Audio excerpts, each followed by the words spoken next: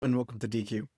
In this video, I'm going to show you a new feature in the Axe DevTools for Web called Local Linting, and why it may be a game changer for your workflow. Whether you're part of a large engineering team or work in a privacy-conscious organization, this feature solves two common problems. One, those being performance, and the second, data privacy. It also opens the door to faster, more scalable linting across your entire codebase. Let's start with why this was developed.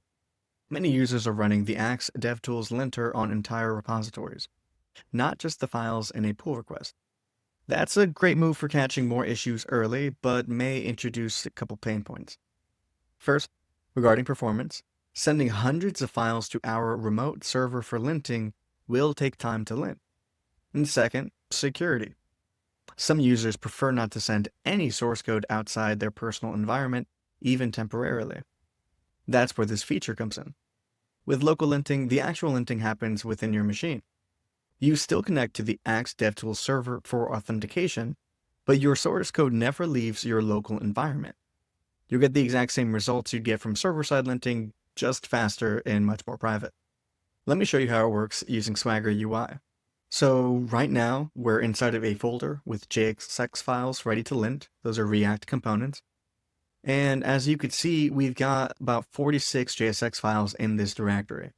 So not a ton, but still more than what you'd expect from a typical commit.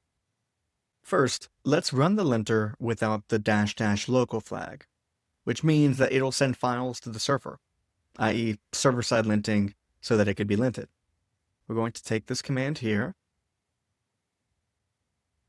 It is axe-linter-connector-macOS -local, and then a new line -u, which is the HTTPS, ://axe-linter.dq.com, then a new line -s, which stands for source directory, and then -d, which stands for destination directory.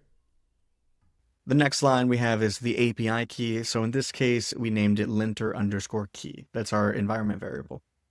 And what I've done is put all the arguments over here, down on the left, so that it's easy to sort and read. What I'm doing is using a new version of the Axe Linter connector, which is available within Agora. You still need to use a server because we still want to authenticate it with the server. And finally, I provide an API key, which is stored in a separate file via an environment variable.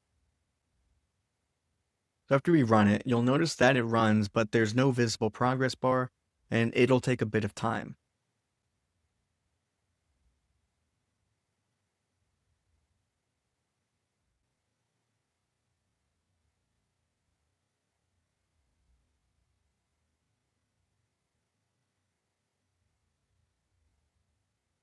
All right, so once it's done, we find that there's 2 issues across the 46 files we've tested, and it took around 30 seconds.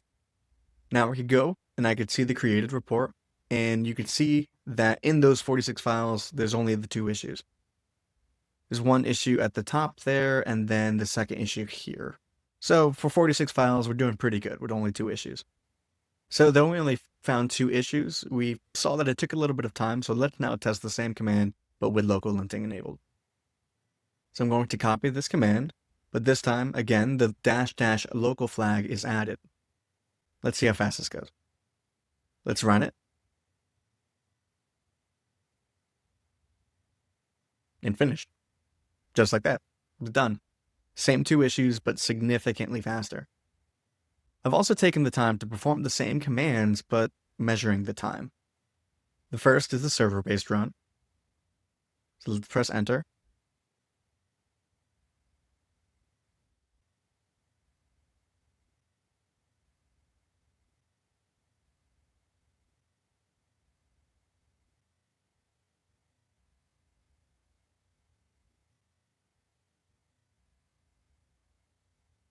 And the server-based run was about 26 seconds. And now the local one.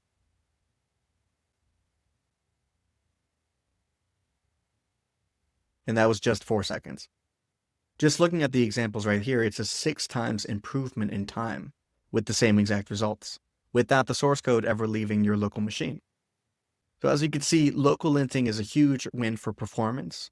You could run accessibility checks across massive repositories in seconds. And then it's also a win for privacy, so you could keep your source code local while still leveraging the same Axe4 engine. And the best part is Local Linting is available now. Thanks for watching, and happy linting.